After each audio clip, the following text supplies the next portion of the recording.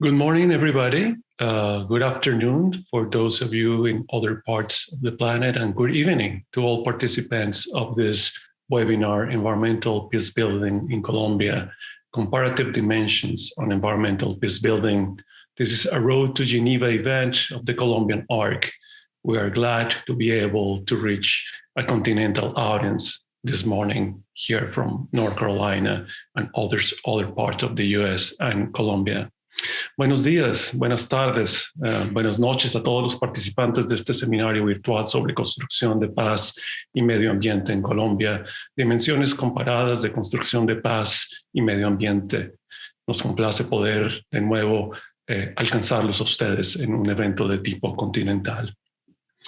In a time of great strain, as this one of the pandemic, the pressures toward the environment continue, and more environmental defenders are targeted.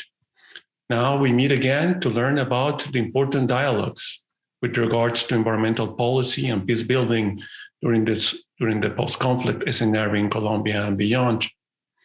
En este momento de gran preocupación que continúa por la pandemia, las presiones al medio ambiente y además la seguridad de los defensores del medio ambiente, nos reunimos de nuevo para aprender de los importantes diálogos sobre la política ambiental y la construcción de paz, no solo en el marco de la implementación de los acuerdos del postconflicto en Colombia, sino más allá. My name is Miguel Rojas Sotelo, representing the Center for International Global Studies and the Nicholas School of the Environment at Duke University. And on behalf of the Environmental Peacebuilding Association, the Global Green Growth Institute, and the Environmental Law Institute, I welcome you all. Mi nombre es Miguel Rojas Sotelo, represento al Centro de Estudios Internacionales y Globales y la Escuela del Medio Ambiente de Nicholas de la Universidad de Duke en Carolina del Norte. Y en representación de la Asociación de Construcción de Paz y Medio Ambiente, el Global Green Growth Institute y el Instituto Legal Ambiental, les doy la bienvenida. Now some logistical considerations. Ahora unas consideraciones logísticas. For those of you in need of English to Spanish translation, please click to the icon that says interpretation to tune in into our simultaneous translation feed. Para los que requieran de traducción del inglés al español, por favor, vayan al pequeño icono que es un planeta que dice interpretation, para sintonizar nuestro servicio de traducción simultánea. Now we turn into English for the rest of the session.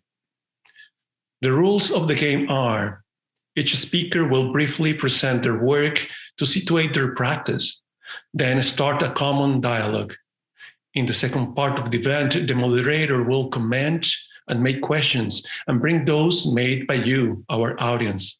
Please use the Q&A feature to do so. We encourage you to make your questions at any time. And now it's my great honor to introduce our presenters. McKenzie Francis Johnson, Assistant Professor of Natural Resources and Environmental Sciences at the University of Illinois at Urbana-Champaign. Trained as a political scientist, her research is focused at the intersection of environmental politics, environmental justice, and human security. She is particularly interested in understanding how global environmental governance initiatives shape local opportunities to achieve social and environmental security. Luz Rodríguez, Assistant Professor at the School of Rural and Environmental Studies at Pontificia Universidad Javeriana in Bogotá, Colombia. Trained as an economist with a doctorate in environmental science and policy, her research interests are collective action for natural resources management, policy instruments, and experimental economics. The exchange will be moderated by Dr. Alex Pfaff. Professor Pfaff is Professor of Public Policy, Economics, and Environment at the Sanford School of Public Policy and the Nicholas School of the Environment at Duke University. Trained as an economist, his focus on how the environment and natural resources, economic development, and a range of other policies influence each other. Professor Pfaff is well known for his comparative work in countries like Brazil, Costa Rica, United States, Panama, Madagascar, Mexico, Peru, Cameroon, Bolivia, China, and Pakistan, on impacts on forests and protected areas, economic incentives, roads, railroads, and concessions and certifications, institutional responses to water shocks, drivers of harmful exposures, and incentives for firms to self-audit and disclose. This applied research aims to increase the chance that policies have their intent impacts upon not only the environment, but also the people and communities affected. We're very glad to have these 3 participants, all of them that have worked together for almost many, many years already, and that have been working together towards improving the livelihoods of people across the planet. But before leaving you, I want to remind you that we have open registration to the conference, the Environmental Governance for Peace in Colombia, that will take place on March 18 and 19 of this year. This virtual conference will bring together a diverse perspective to share experiences and learning on environmental peace building in Colombia. Participants will be exploring issues like governance, natural resource management, and peace building through the lenses of forests, land extractive resources, climate change, and community governance, and environmental rule of law. And also, I want to remind you to stay tuned for the academics events organized by the Rethinking Diplomacy series of the Duke Center for Global Studies. We will be sharing this contact information about these events through the event. But for now, it's all for me. Welcome, and we start with McKenzie Frances Johnson. Good morning. Thank you so much for having me. My name is McKenzie Johnson. I am an assistant professor of natural resources and environmental sciences at the University of Illinois. I'm going to talk this morning. I've kind of pitched this talk more to the student population listening to this webinar. So to give you a sense of kind of why I study what I study and how I got here. So how does one prepare to work in the field of environmental peace building? I did not do this on purpose. So my path here has been, a lot of kind of unexpected turns, which has gotten me to where I am. And so I have an undergraduate degree from Vassar College in environmental studies. After I graduated from Vassar, I took a year off, as I think a lot of recent undergrad students should do. And I volunteered and traveled, and then decided I wanted to go to get a master's degree in conservation biology. And so did that at Columbia University, and actually did a lot of my master's research in Peru, looking at it was more of an ecological master's thesis. So after graduating from Columbia, I ended up taking a job in Afghanistan, much to my mother's horror at the time, but working for the Wildlife Conservation Society, building conservation policy specifically around protected area development. And so I ended up working in Afghanistan for about 3 years and this was, after 3 years, this is pretty much what I came out with, was we were working on a protected area system plan, trying to help the Afghan government figure out how to prioritize different important areas for conservation. So thinking about iconic species like the snow leopard, but also, that lives up in the Pamirs. And so I did that for 3 years, and I really, I loved my experience in Afghanistan. It's a wonderful country, and I learned a lot. And so while working there, and you can imagine working for the Wildlife Conservation Society, lots of people would say, why are you here, This is it was considered somewhere between post-conflict and still being in conflict. And so people would say, this is about state building, and this is about education and providing healthcare, This is about human needs. And so we, as a primarily a conservation society, defended our presence in Afghanistan by arguing that we were contributing to environmental governance initiatives and that this was all fundamental for human security. But over my time, what I noticed was that all of the things that we were doing to promote good governance, right? All of our efforts at institution building, creating new programs, creating new policies, what I felt was that it was leading to human insecurity and more environmental degradation. And so I became really obsessed, which is a good thing to be if you want to go on to do a PhD, became really obsessed with this question. Why is what we're doing seeming to have the opposite effect of what we want it to do? And so I knew, sorry, I keep hitting my wrong button. I knew that I wanted to pursue this question, right? When does building good environmental governance, whatever that means, actually promote the kind of conditions that we would want to see? When does it promote human security? When does it promote good environmental outcomes, however that is defined? And so I went to Duke for a PhD to ask this question. And so all of my research really looks at the variables that affect this relationship between institution building and human security. And so a lot of the stuff that I study has to do with concepts of justice, power, and always politics. And for me, this approach is really important, right? This is how I think. Figuring out all of these relationships is really critical in order to reach the goal or the end goal, which really is, besides building kind of better justice and human security, right, helping to really facilitate environmental protection, right? And this is why I actually made that transition from conservation biology to the more social sciences, because I felt that figuring out all of this human stuff, right, was really, really critical. And so Duke let me in and I went there and I ended up getting a PhD with Erica Weinthal in environmental policy. And I essentially asked, how do we govern natural resources in countries that are facing maybe different levels of conflict, and what are the consequences?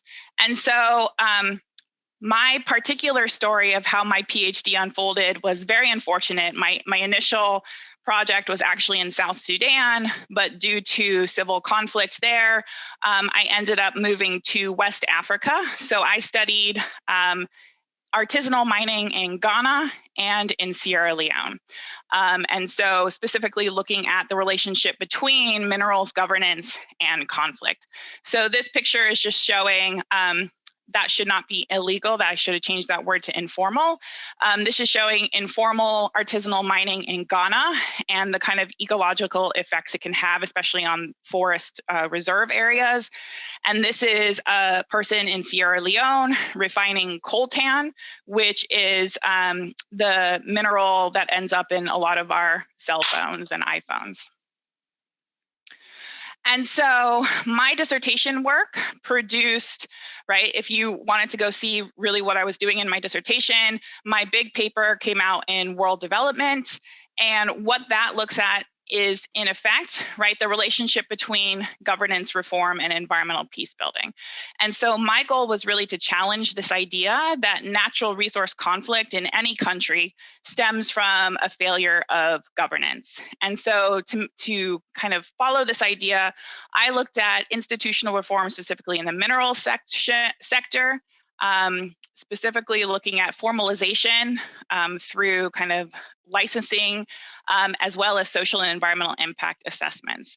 And so my objective in my dissertation research was really to understand how and why reforms that were kind of sold, especially by the global community, as necessary to generate good governance and the kind of outcomes we would want to see, why they were actually creating violent conflict. And I looked specifically at gold and tantalite extraction. So all of the reforms that were put in place in both of these countries, right, I felt that they were kind of generating the opposite effects of what we might want to see. And so in this paper, I make this very fancy argument that basically the construction of many of these institutions, which were built on US models, European models, they created pretty good institutions, right? They were creating organization, laws, policy actors that were doing what they were supposed to be doing. But in doing so, they created really exclusive institutions. And so what we saw happen is that by implementing things like social and environmental impact assessments, we locked a whole bunch of people out of access to resources that were critical for their livelihoods. And so, right, this consolidated control for certain actors locked other more vulnerable actors out. And I really saw that kind of undermining of human security as people lost access to resources that were critical for their life. And if you don't want to read the World Development Paper, which very much uses academic language, I also blogged about this in this link here of the Wilson Center's New Security Beat. It's a much more condensed and reader-friendly version of that research. And so I took all of this experience and ended up getting a job at the University of Illinois, and had a child and didn't want to have to keep flying back and forth to Africa. And so at that time, all of the conflict over the Dakota Access Pipeline was happening. And so I thought that I wanted to apply everything that I had learned through my experiences in Afghanistan, in West Africa, and figure out, hey, does anything work any better in one of the countries where a lot of these institutions originated, right? Like the US and Europe helped really come up with and spread a lot of these laws, policy, rules, norms, these institutions across the world. And so I felt that I could do that by looking at the construction of the Dakota Access Pipeline. And so this has been a super interesting project. We've mostly been looking so far at what happened with the Dakota Access Pipeline in Illinois. Our goal in this project is eventually to look at the regulatory processes in all of the states where the pipeline crosses.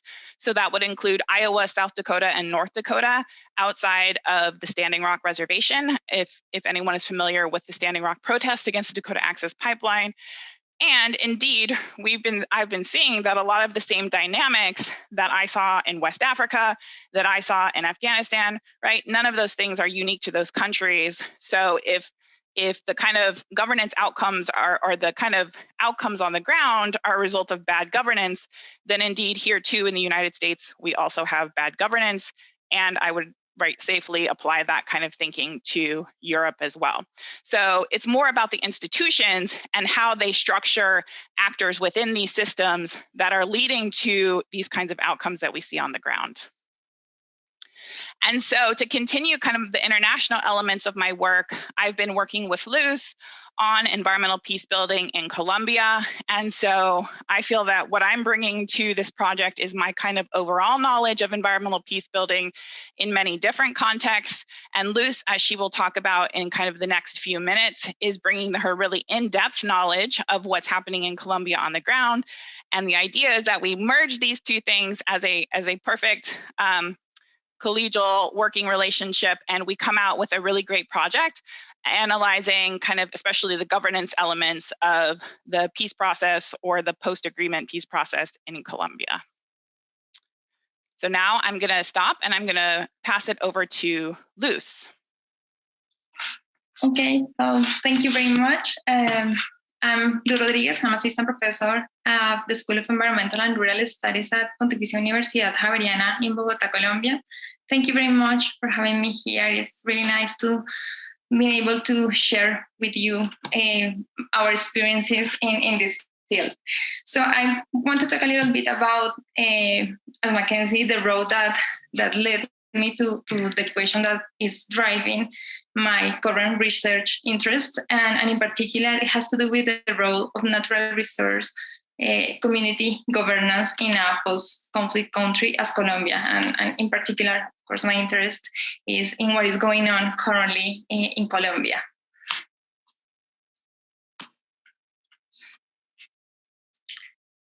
So I think that the question about the role of community governance of natural resources has shaped my research for a long time. I was originally trained as an economist, but as I was interested in environmental issues, I decided to do a master in environmental and natural resource economics But of course, coming from the social sciences, my interest had to do with the relationship between humans and the environment, and in particular, how the sustainability of natural resources affected human well-being, in particular those communities that are highly dependent on natural resources quality and access. And also how they organize, they make agreements, they deal with the use of natural resources. So I started my work in a project that wanted to explore the relationships between water access, poverty, and collective action. And this was a project that combined both academic research and also some kind of interventions that had the purpose to build multi-level institutions to improve water access for rural communities in order to reduce their vulnerability and poverty, and also to build a more horizontal, I would say, relationship between them and the state. So it was interesting in that sense because it was not just research, it had a component that really wanted to affect the quality of life of these people. And as my first experience in this area, I think that this project frame and shape the questions that I kept asking in my following research experiences, like what are the drivers of individual decisions in natural resource management? What explains successful collective action in natural resource management, and what policy interventions could support or hinder community initiatives? And I think I kept working in these issues from within the Austrian tradition regarding the self-governance institutions of common pool resources, and also her approach to social ecological systems, acknowledging that the outcomes in these complex systems are the result of the interaction between people, the environment, and the governance systems that people build.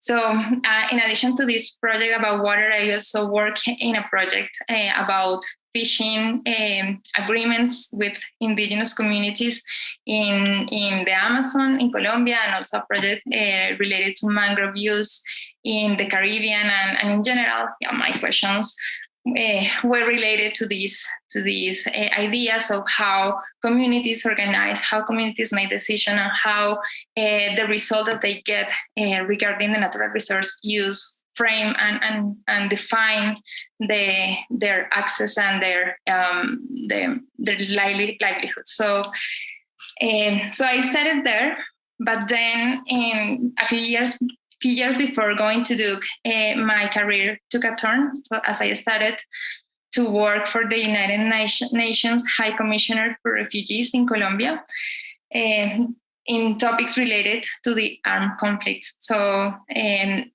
this experience plus my previous experience in community governance shape, as you can imagine, my current research interest. So Colombia perhaps is a country that has been more affected by internal displacement, with about 7 million people displaced in the 19th.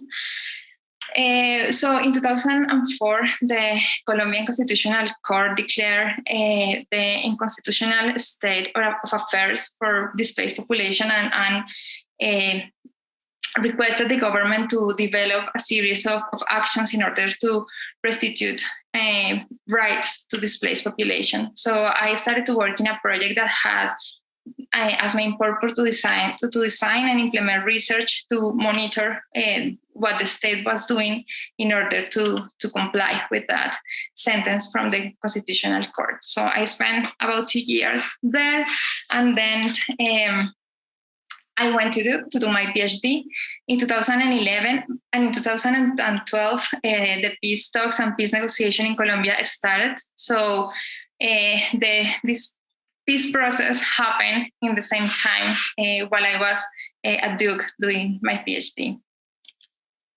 So I also, as McKenzie, did the PhD in environmental policy, and I also get involved in mining. I think here is when our interests start finding a common ground. I got interested in mining and in community governance. I moved from the renewable natural resources, I think, to the non-renewable. Because of the crisis in 2008, there was a huge mining boom in Colombia as well as in other countries. And the government, the state, was unable to control what was happening in the ground. So in addition to this state formal mining grants that also show the boom, that it also increased a lot during this period. Also in the field, people both from the communities, but also miners coming from other regions and other countries started doing a small scale and even mechanized mining in the field, and it had terrible environmental impacts, and the state was unable to control this. So I got interested in this and in exploring what could be the role of communities in governing gold, given the incapacity of the state to control this situation. And so I decided to work in the Pacific region of Colombia.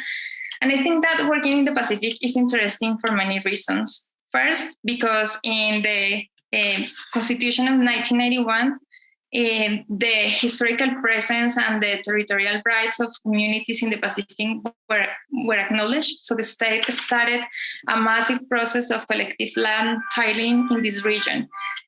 The Pacific has been also one of the regions that has been more affected by violence, starting also in the 90s. So this process of land titling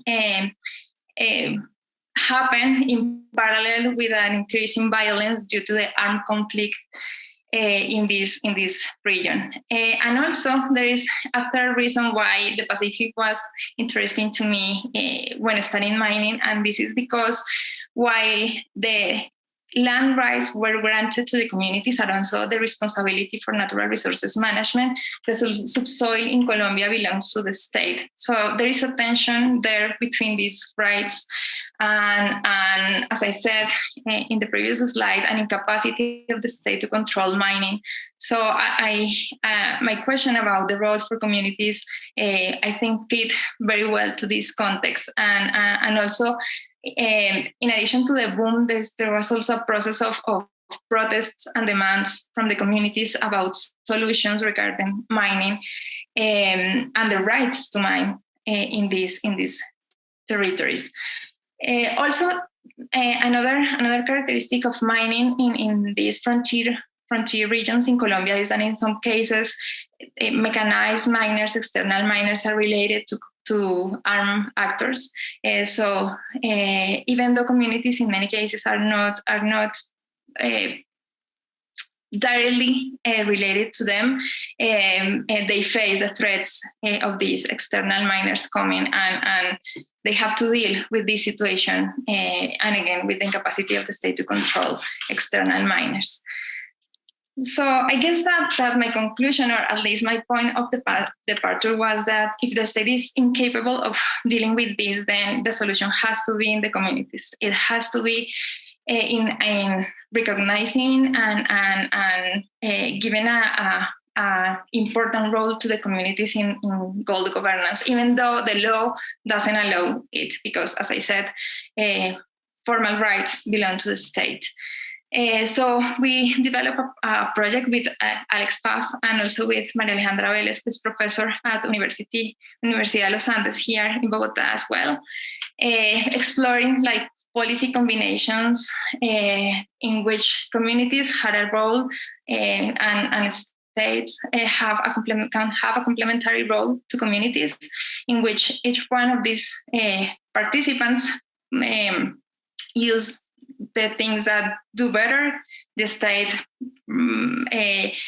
provide security and provide rights and like formal institutions, and the communities through these kind of community or informal institutions develop local solutions to this problem. So we combine methods in this project, including economic experiments and fieldwork. And we, in this paper that I'm showing here, we discuss about this kind of policy interventions in which state and communities can have complementary roles. While I was in Duke, I also participated in a project in Mexico that had some similarities in the ideas behind to what we were exploring in Colombia, because Mexico, as Colombia, has also an important part of its land titled collectively to communities as ejidos. And in that project, we were working with the state institution that supports forest conservation through payment for environmental services, but these payments go to communities, and as in the case we were exploring in Colombia, these communities have to overcome collective action and other issues in order to make their best effort to preserve and to conserve forests in order to get this support from the state. So I think we found like a lot of parallels between these two ideas. Then in 2016, I finished my PhD. I graduated. I came back to Colombia, and also in 2016, the peace process ended and the peace agreement was finally signed. And in addition to the happiness that that we felt as Colombia, like many of us, many people were also concerned about some of the unexpected and maybe undesired effects of the fact that the FARC was not present anymore in some territories as an armed group, and what could happen with forests and other natural resources given the regulatory roles that FARC play in many places in Colombia. And I was also concerned about that, but I was also thinking that places were not people were in the places, communities were there, and they were reorganizing and making decisions and adapting, and also thinking ways to deal with the space left by the FARC. So that was my question, the question that led me to this project that I'm working with McKenzie in particular. What was the role of communities could play in peace building, given not just their experience, but also the new roles that they could be playing, given the space, as I said, that the FARC was leaving. So that started, I guess, this collaborative work about what was the role of communities in peace building, and in particular in their management of natural resources. And this is where I am now at. This is my son, the little guy, and he was helping there in one of the workshops we did as part of this project. This workshop was with ex-FARC combatants, and we were discussing the things they were thinking and doing in order to face the new situation, and how their actions related to or could relate to natural resources sustainability. So this is, I think this is where I am now, and trying to go deeper in what people think and what people are doing in the field to face the post-agreement situation and the peace building in relation to natural resources and in more generally the management of nature. Okay, and I think this is it. Thank you. And so I think we can start talking about our paper. Thanks, Luz. So this is a tag team effort. So we're going to shift gears again. And so part of the reason I think we were asked to speak to you today was to present our most recent work that has kicked off our collaboration, which was a literature review in world development, because we had such a nice time I had such a nice time publishing there the first time. So we went back there and asked if they'd be interested in a review of the literature on environmental peace building, but specifically at the intrastate, so looking within states as opposed to interstate, across states. So environmental peace building literature has really evolved as a field, looking at cooperation between states. And we felt that there was a critical mass of research that was now looking at the concept within as a state building in post-conflict, as a state building mechanism in post-conflict contexts. And so we wanted to review the literature and see what was happening. Is it a useful concept in a post-conflict environment? And then, right, as you can now know, both of us had professional experiences that suggested that this kind of concept of environmental peace building was really a mixed bag. And we were trying to build on work that had already been done by other researchers. So Tobias Ide has published a review on interstate, specifically environmental peace building, as well as a nice dress.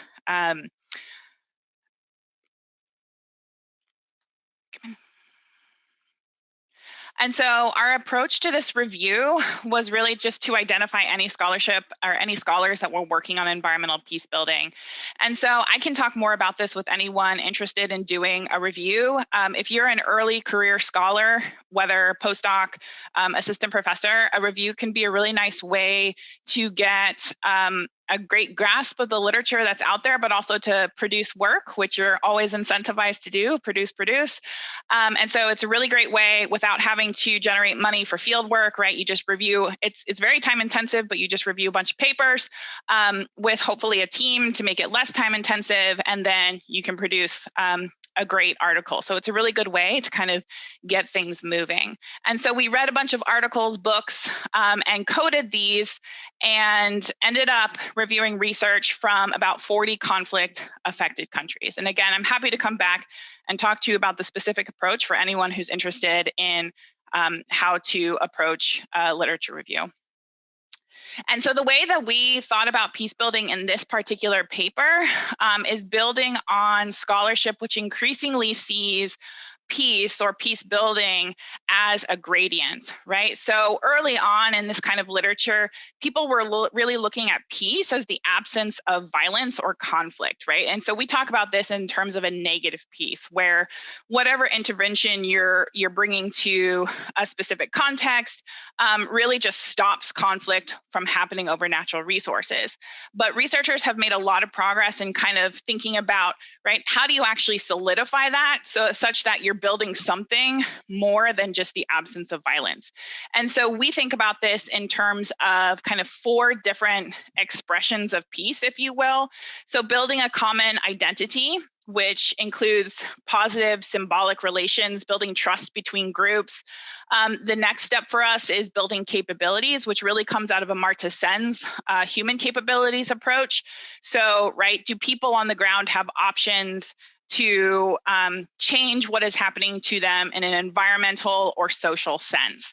And so this really builds also on the literature on human security. And then this kind of last dimension of peace, which really suggests a very positive form of peace, is social and political integration, which even after this paper is still a pretty fuzzy concept. And so this is something that Luzs and I are continuing to work on. What does it actually mean when you create positive forms of trans-societal interdependence, right? That's how we define it, but I think we're still trying to figure out what exactly that means. And so we also, right, we took a very systematic approach to this paper. You can go in and see that we coded each paper according to, right, is there some sort of umbrella mechanism that is the relationship between a natural resource intervention and some sort of peace building outcome, or that those dimensions of peace. And so we essentially were looking at the papers and we coded just binary present or absent, whether this kind of large umbrella mechanism was observed in the paper. But then, and this was really what caused the headaches, we went in and looked at sub-mechanisms. So we figured out, right, if economic development is the primary focus of some paper, what are they actually looking at that are the actual drivers of these outcomes? And we ended up coding those according to where they could negatively impact outcomes, they could have no effect, or they could positively impact outcomes. And so this was a ton of coordination and coding work, and it was pretty intense. And so building on this kind of coding, multi-team coding approach, Luzs is now going to present the results of that paper. Okay, thank you. So, well, we find that, these are, in this map, we can see the countries that were more represented in what we found in the literature review. Colombia is one of those, but also Kenya, Afghanistan, Sierra Leone, the Democratic Republic of Congo. This is out of 71 papers that were case studies, either national or at a subnational level. And like our overall results about the contribution of these natural resources management initiatives on peace building was that out of the 79 papers, 20 identified a positive outcome, a positive contribution, 13 a negative one, and 35 a mixed contribution. About the mechanisms that we observed, well, the ones that were more frequently identified were those within the umbrella institutions, then economic development, and then trust and cooperation. We didn't find like a pattern that regarding the overall outcome. So they are like similarly distributed among them. So there's not a umbrella mechanisms that explain, for instance, in a larger extent the negative or positive results, but we find that they are like distributed like similarly among how they are affected. Oh, what's happening? Okay. So here we can see our results in terms of the contribution to the different dimensions of peace that McKenzie already explained. We observe that in the case of the papers that identify a positive effect, that effect goes to shared identity and capabilities, peace as capabilities. We see that even the papers that identify overall positive effect, there's not much impact on substantial integration. But we also identify that the negative effects that these natural resources management initiatives go to this particular dimension, to substantial integration. So negative effects in substantial integration can detract and undermine peace initiatives, peace building. Capabilities also can be affected negatively.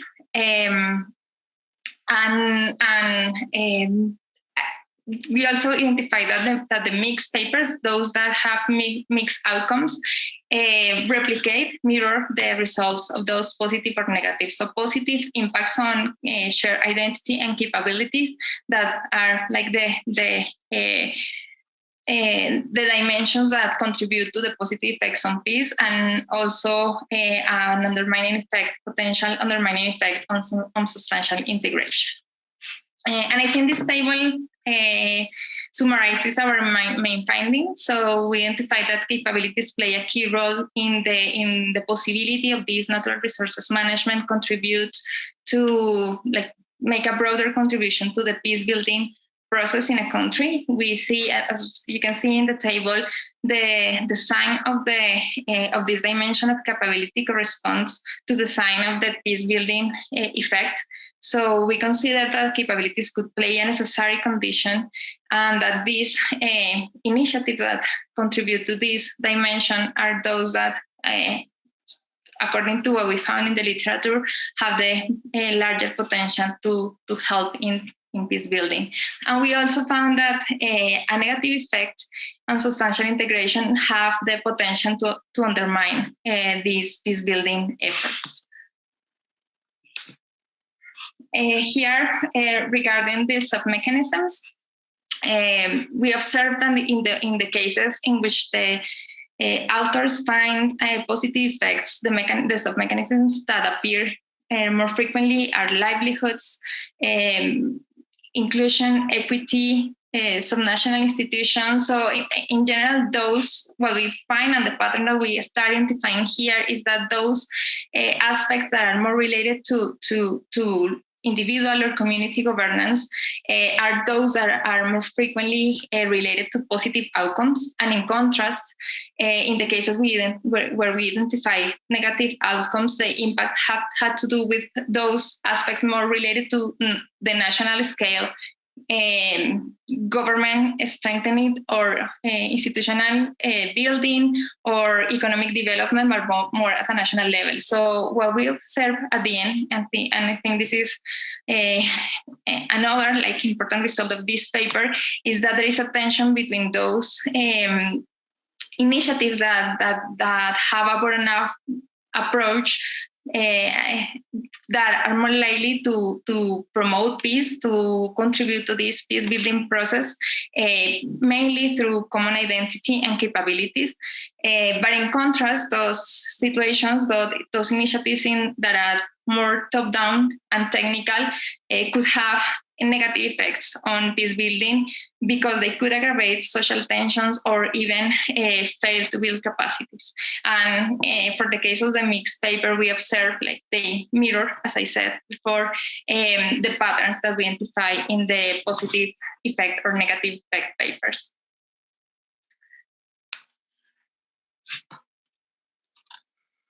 Yeah, so we come up with a bunch of conclusions for this paper that you're also welcome to go read. But so beyond what Luzs just said, right? So the results corroborate the idea that, right, everybody always says that environmental peace building is context dependent, and we agree with that. But I think this approach and our really systematic approach to coding these articles suggests that you can actually break down these kind of more qualitative case studies, which environmental peace building at this point is pretty famous for, and find these kind of systematic patterns that explain what people are finding in their outcomes. And that natural resource management really does, according to the literature we review, have direct and indirect linkages to peace building outcomes. And that we can talk about this kind of top-down, bottom-up idea, but it kind of really mirrors what Luzs and I did in our dissertation work. So it's kind of a nice way to round out what we had already been doing. The thing I want to point out the most is this point about existing environmental peace building literature reflects predominant trends in social science research in terms of diversity and inclusion. So we were, I don't know why, but we were still pretty surprised to see that over half of the articles were solely authored by men. So all of the number of authors on there were all men, and that this percentage actually increased to 66% when considering the first author position. And that, right, 82% of the articles that we analyzed were looking at kind of global South countries, but only 23% of those articles actually included an author from that country on the study itself. And so, right, this has really important implications for understanding context and actually being able to tell causal stories about what is happening in these countries. And so another really important conclusion from this piece is that we need to do a much better job of being inclusive in environmental peace building as a field overall. And then the last thing was that I, in particular, and maybe Luzs too, was really surprised that these kinds of discussions around transparency and accountability as drivers of peace, so especially having worked in Sierra Leone, right, EITI, those kinds of transparency initiatives were largely missing from our papers and books discussing environmental peace building. And I think that's really interesting. And happy to talk about that more. I don't know if that's because, right, these kinds of initiatives are more thought about in relation to conflict as opposed to peace, but it's definitely kind of an interesting outcome of our study. Did you want to add anything, Luzs? No, I just want to say that it was very, I think it's based on the work I've been doing so far before like starting in this topic that is kind of new to me. It is interesting to find that actually are those that like the local peace building is that important, at least based on what we have found, and I guess in what we are identifying in the field with our recent work, and how the role of these like local peace building based on capabilities that I guess haven't been highlighted in this literature before. So that was like very encouraging, but also it makes a lot of making me wonder a lot of things about how to build this relationship between communities and the state. And I think that's the point we are now at, trying to build ideas and discussions about communities and state building.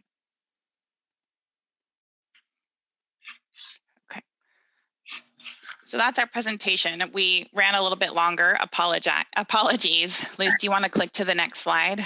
We're ready to open it up for questions. This is Luzs and I in the airport where we sat in Bogotá for like 12 or 13 hours because we couldn't catch our flight. That was my birthday. It was your birthday, yeah. Let's see. Oh, there we go. Popped on. Thank you both. Hi, I'm Alex Pfaff. I'm moderating. I just want to say two types of things here. First, about questions. At the moment, it's quite possible I'm technically incompetent, but I don't see any questions yet in the question and answer. So please, anybody, go to the Q&A button at the bottom of your screen and send any and all questions. Just to possibly, make use of the time in the most efficient way, because these folks have said so many interesting things of different types. If you could possibly indicate, are we talking about the paper, which I think we'll start with that because we've just heard all these great details, maybe broadening out to the field, and then perhaps about them and career arcs. I'm going to try to, I do see questions now. So yeah, this is working. So please go to the Q&A. And if it's able to say article or field or career question, it'll help me do a better job representing you to our speakers. And while I will stall for you, I just wanted to say something about the speakers. And I appreciate Miguel read all those awesome official facts about these two, and they have done all those awesome official things.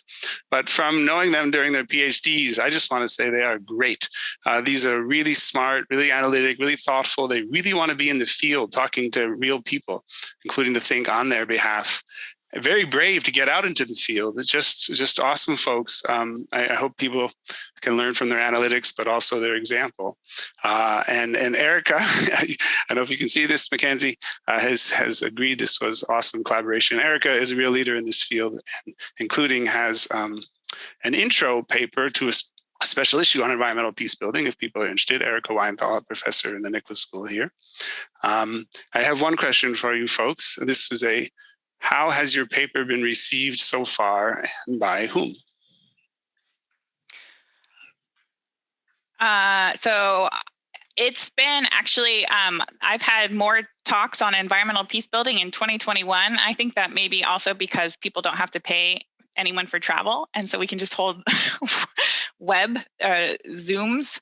But it's been really well received, and so it's been getting a lot of attention. I think it's also, we were fortuitous in writing this paper just as the Environmental Peace Building Association was coming really online in full force, and so they have been hosting, as this is part of that, numerous kinds of talks and conferences on environmental peace building, and so that has really helped kind of generate interest and support in the paper. And so I expect that it will continue. It will, right. Hopefully, our hope is that it continues to shape how people look at and study, especially intrastate environmental peace building.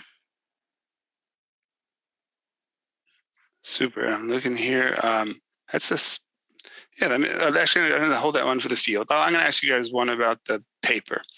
It seemed to me that you said two things which seemed both sort of honest, and yet practically you had to answer them. You said quite honestly, we think there's this fourth stage of sort of substantial political social integration. I mean, it was a really nice phrase, but, quite honestly said that could be a lot of things, right? We're still working on our favorite description, which I think is great.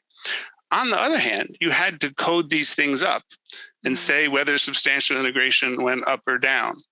Did you, as you reflect on that coding, sort of implicitly define the thing? And how did you end up doing that? Like what was forced on you in that coding? I'm just curious. So I'll probably take this question as well. So this was more my wheelhouse, and I used my own work, but also work from other scholars working on environmental peace building, especially at that kind of state-society interface. So we really used state society literature, which is very well developed, especially in the African context. So looking at kind of issues of state legitimacy, what happens when communities come into contact with the state, right? And so, I mean, I can point, for anyone who's interested in that question, I can point to the kind of the specific papers that bring up this issue, but it really has to do with papers that are discussing issues of state legitimacy and how states build legitimacy. So people looking at kind of public service provision, what happens when, like, if you're engaged in community initiatives or community peace building, and those communities have to interface with the state. And a lot of papers, what we saw was that had a really negative effect on community perceptions of the peace building process.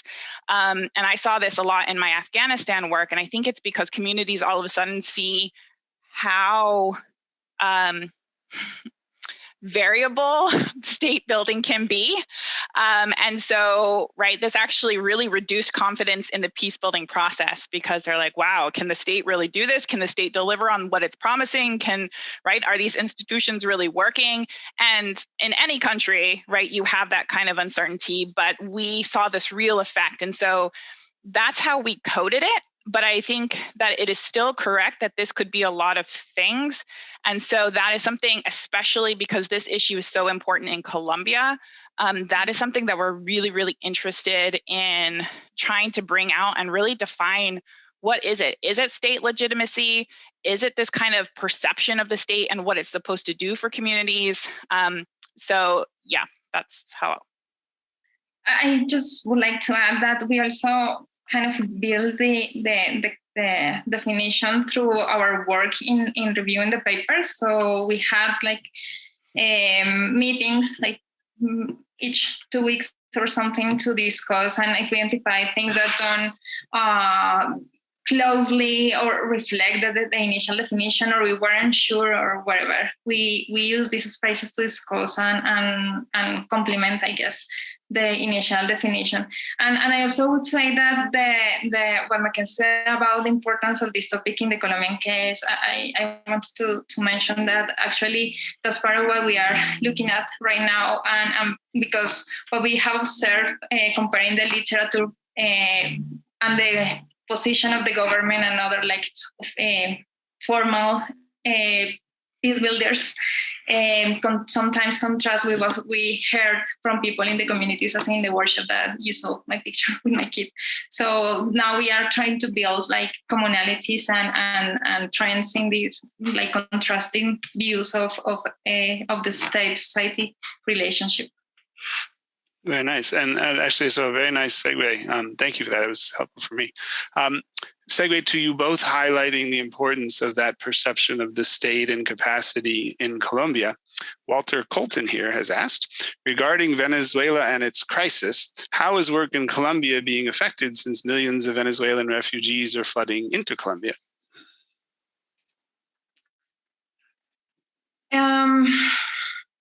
So it depends on the region, as many things in Colombia, it depends on the region. So migrants don't go everywhere. And to be honest, it is not clear, as we haven't gone to the field like over last year and this year so far, how it could be changing the perception that we have from what the community said during this field work. But so I don't think there is a link between migration and peace building, at least not in a negative sense. And I don't think that migration could be affecting what the government could or should do in order to build peace. In this peace process, of course, migration generates other issues, including security issues, but I don't think it has to do or could affect the implementation or the process of peace building in Colombia. Thinking McKenzie is leaving that one for Luzs. So, yes, okay, great, awesome. And Sabrina, I see you have a question. I'm just going to hold it for one moment for the field. And I just ask you guys, and by the way, this is now a warning to all you folks. If you don't ask questions, people who know me know that I will fill the time, and you don't want that. So please send questions. So here I am filling the time. Just one, there's a sentence that you used in different ways. McKenzie, I think specifically, we had this perception that interventions are a mixed bag. And I think you specified what you meant, but I just wanted to raise it. I think that meant the interventions you have seen, mostly of the type that maybe McKenzie mentioned, which are focused on natural resource governance, and maybe if I had to push it further, efficiency in natural resource governance, are a mixed bag, including for the sort of equity exclusiveness reasons that were laid out. And I guess I just want to ask, has anyone tried what you might have called the environmental peace building one? So I couldn't quite tell. Have there been natural resource management interventions where there was more attention to inclusion within the environmental governance? I think the answer is yes, but I was just within the narrowness of the paper wanted to check. So I think that depends on. So let me answer it this way. So what we found is that environmental peace building, according to the literature that we reviewed, seems to have a comparative advantage at building kind of individual level capabilities at the community level. So looking at the kinds of things that Luzs has been looking at for her research career. And so the mixed bag seems to be papers across the spectrum are in agreement that these kind of very top-down initiatives, which are really trying to clarify kind of rights and access rights, property rights from above, especially if they're imported from this kind of global idea of what is good environmental governance, those have had really negative impacts because they are exclusive. So I haven't, or they have really exclusive effects that then generate these kind of social cleavages about those who have access and those who do not have access. And so I have seen kind of, that is a much longer conversation that I can go into. Yes, the kind of international community has tried to adapt to this by engaging in kind of institutional translation. It's like, oh, like we're gonna put this basic structure in, but then we're gonna adapt it so that it can be it's reconciled with the culture or the context that's on the ground. And my paper in that special issue on environmental peace building looks at this in Sierra Leone, and it hasn't gone terribly well because we still kind of replicate that exclusion. And so I think the mixed bag comes in figuring out how do we build up on the ability of environmental peace building to really do good work at this kind of very local community level, and make that grow towards a more national level presence.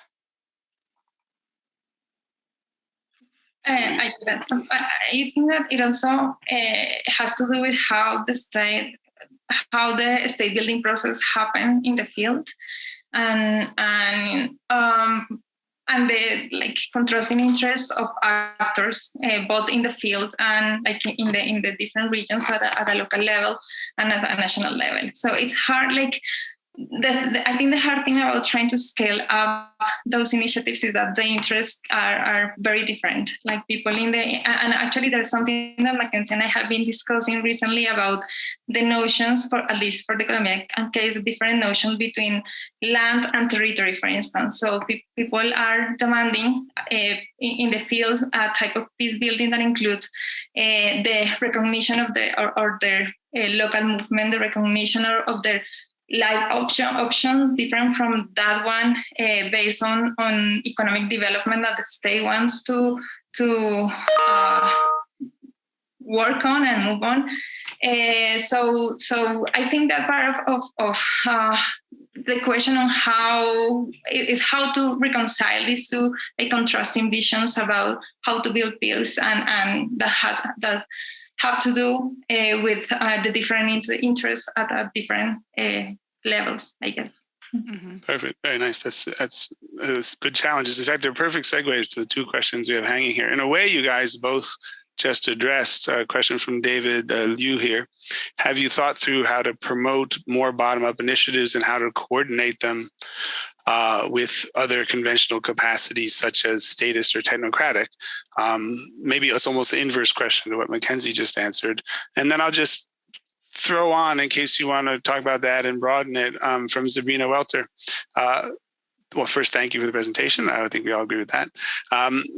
What do you think are the major gaps as we sort of move into the field part in the literature on intra-state environmental peace building at the moment? What are the important research questions? I think you guys are both somewhat in that space, but those two questions maybe to keep going a bit.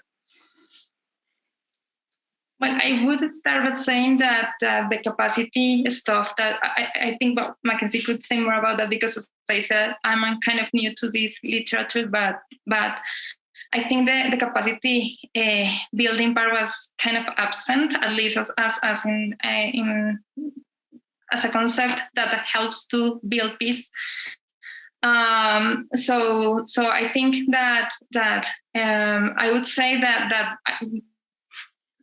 part of what is absent or should be addressed more in depth is that, what is the role of communities? What is the role of or how to combine approaches to strengthen the role of communities and facilitate their participation in peace building, given that peace at the end is built in the field. I mean, I think that in Colombia, that was part of the approach of the peace process and peace agreement, that the idea of territorial peace is happening in the field, in the day-to-day of communities.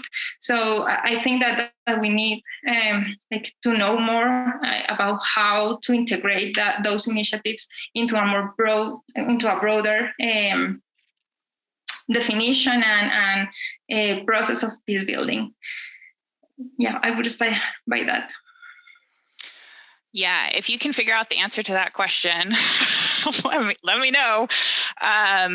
So these kinds of questions have actually had me go much deeper into the environmental justice literature, and especially looking at American and Canadian Indigenous scholarship, because they have been grappling with some of these ideas for quite a while about the politics of recognition. What does it mean to be recognized by the state?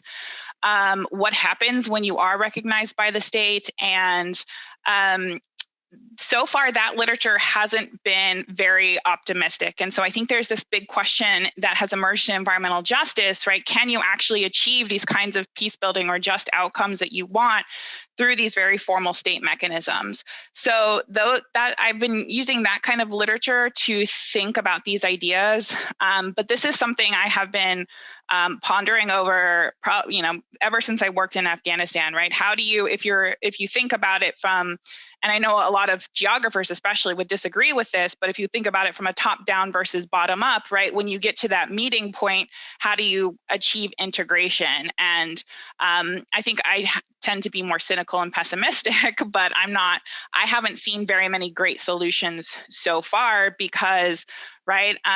And I think anyone who's read James Scott, I think James Scott often comes away with this conclusion that when these community level institutions become involved or integrated into the state, they essentially become co-opted. And so thinking about these dynamics and how do you avoid that kind of co-optation is really important.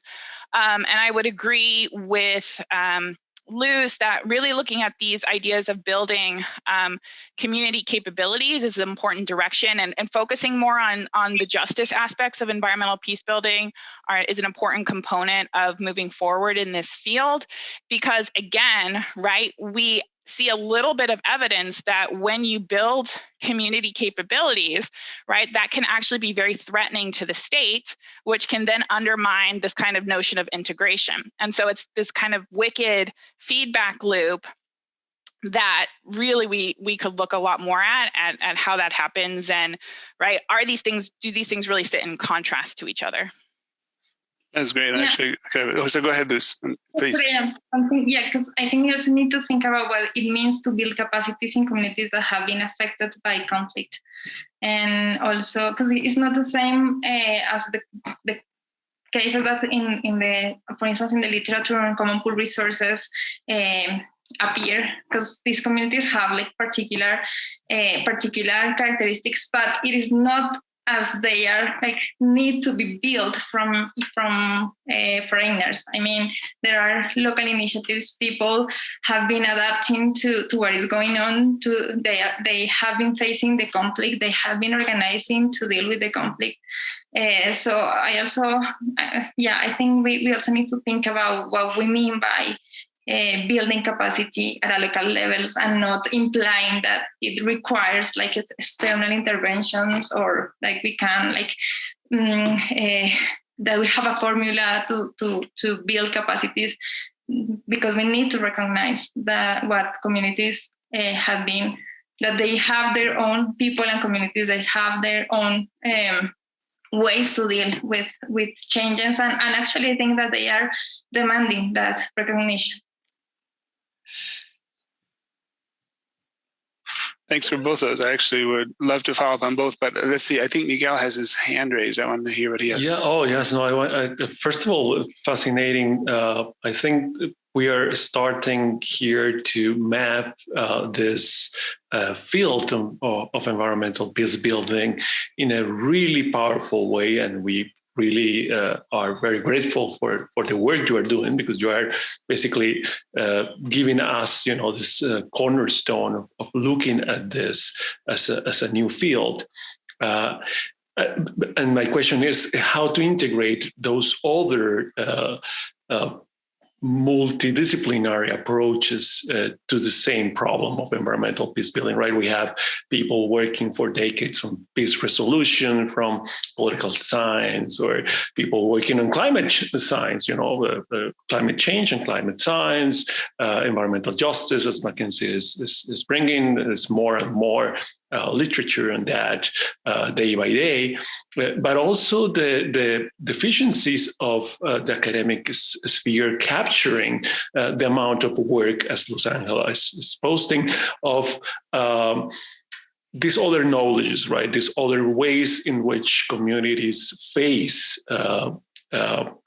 environmental challenges in the context of conflict, and that are captured probably through reports, through NGO grant writings, and that, we can just get a grasp of those sometimes through academic interventions, but most of the time are just there in the substrata of printing opportunities, or things that are not going to get to the level of a journal, that the journals you were revising.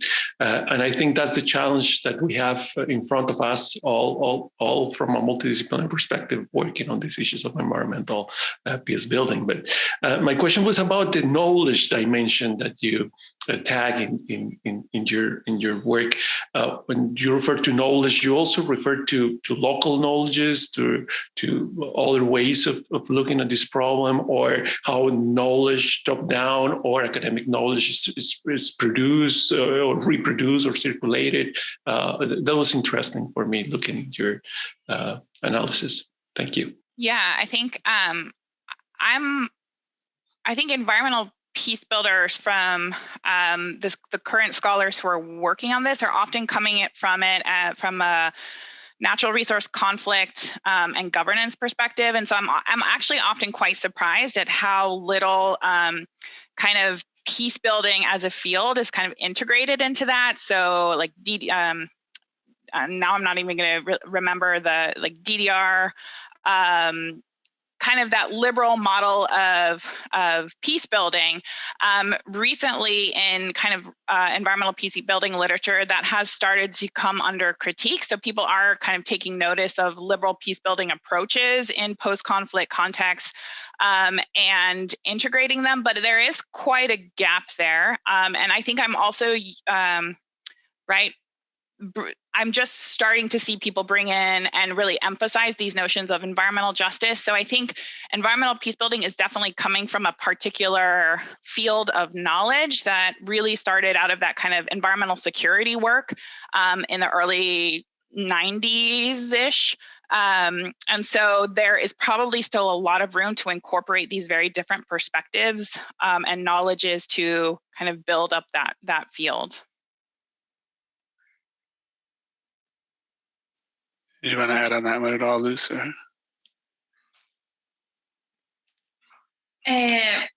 Well, no, I think the only thing I would add has to do with the part that has to do with my own experience, my own academic experience, and it's how to integrate the local knowledge and local collective action initiatives in the broader discussion. I think in Colombia there's an ample work about social movements and how they have the role that they have played both in dealing with the armed conflict and when the FARC war was still active, and how in many instances social movements were related to this and to this armed group in order to reduce their legitimacy, but also how they resisted and how they have been fighting for their rights, but also, and more recently, around this idea of territory. As I said, we've been discussing about this. So even the campesino discourse and narrative has been moving towards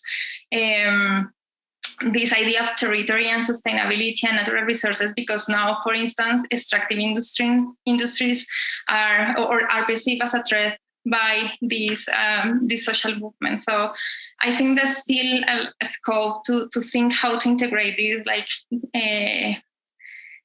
ground these grassroots initiatives into this broader discussion. Very nice. That's such a nice segue.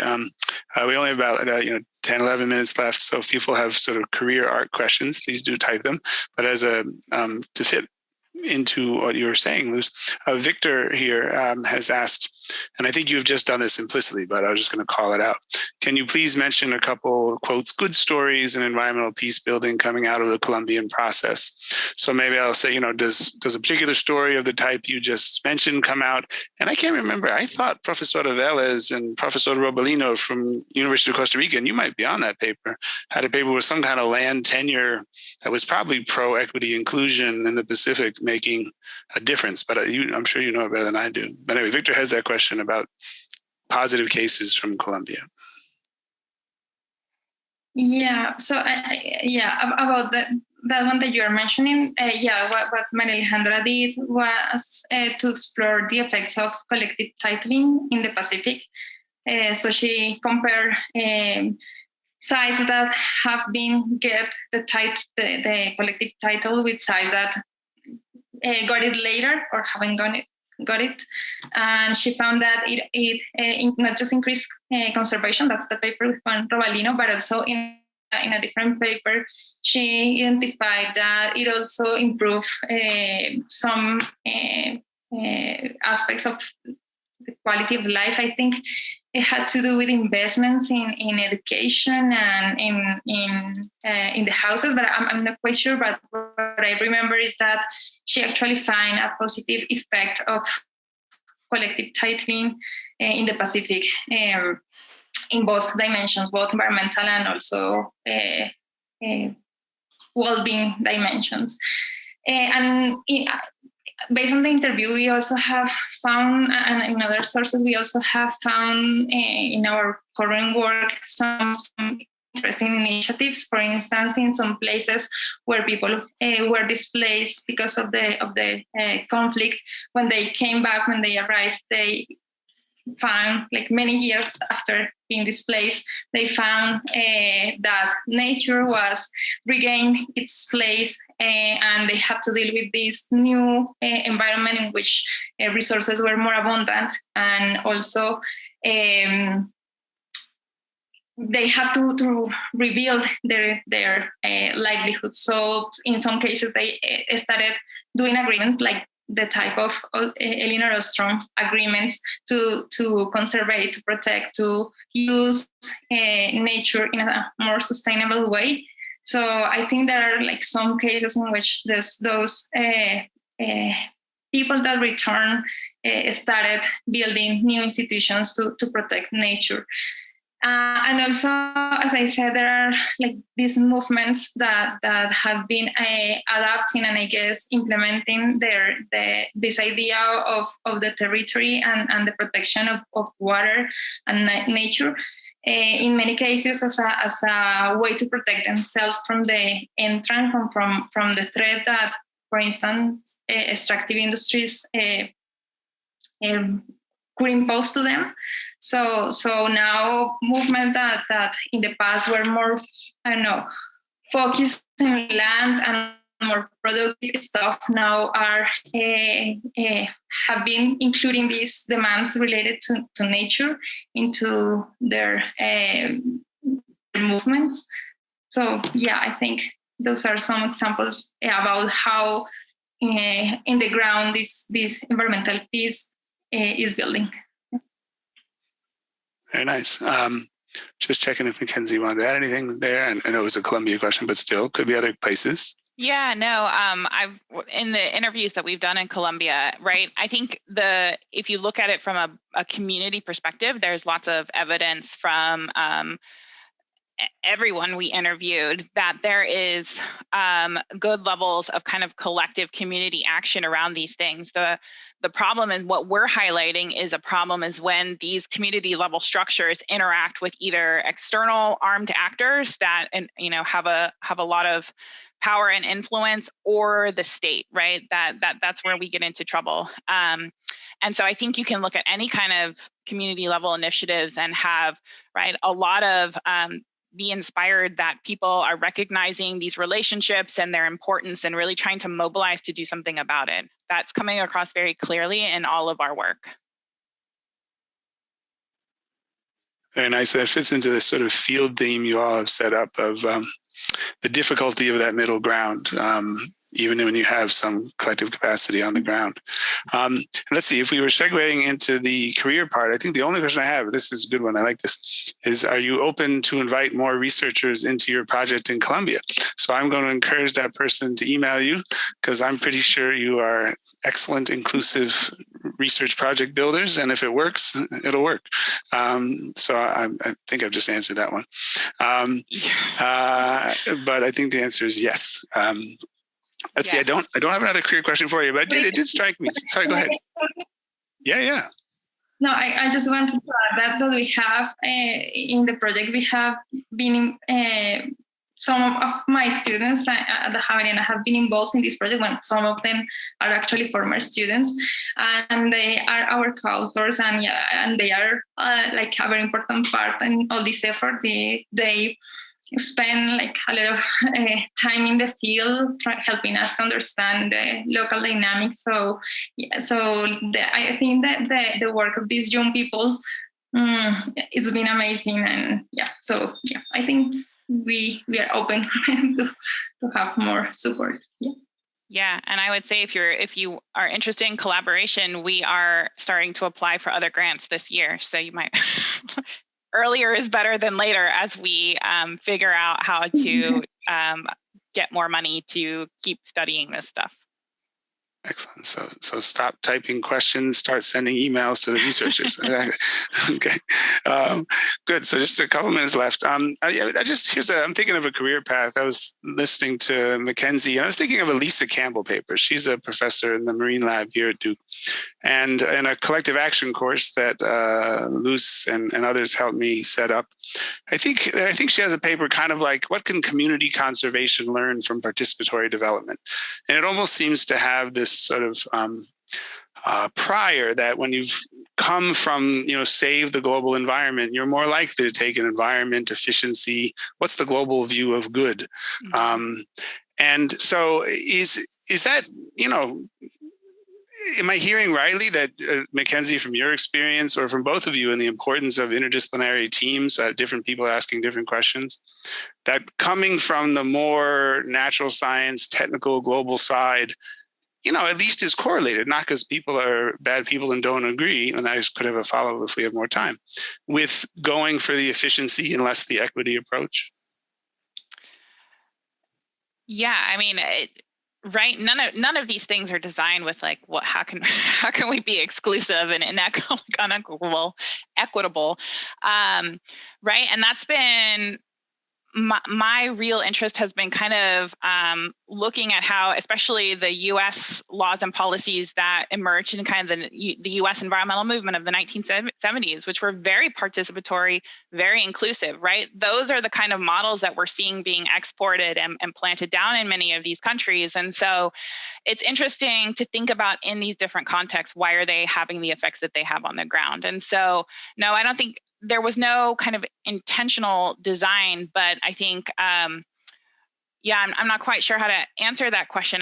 There seems to be trade-offs that the international community in particular is going to have to deal with in terms of, right, what kind of governance and efficiency do you want versus, right, do you really want to make it work somehow in the context in which you're introducing these things? And so far, the international community has begun to grapple with those questions, but I don't think not nearly enough. And just as a one-liner from a question for myself, what immediately strikes me, and I think I've seen this, I actually think it's part of what led to the community conservation. In principle, doesn't the failure, meaning that you don't get efficiency, potentially drive people towards, well, we're going to have to be inclusive? Because do you see that? I mean, if we're just not achieving what we want, maybe we haven't done it yet in Sierra Leone, as you said, we wanted to try adaptation, but does ongoing failure push people towards recognizing they need to include, or what do you see? No, I see it as those questions are then rethought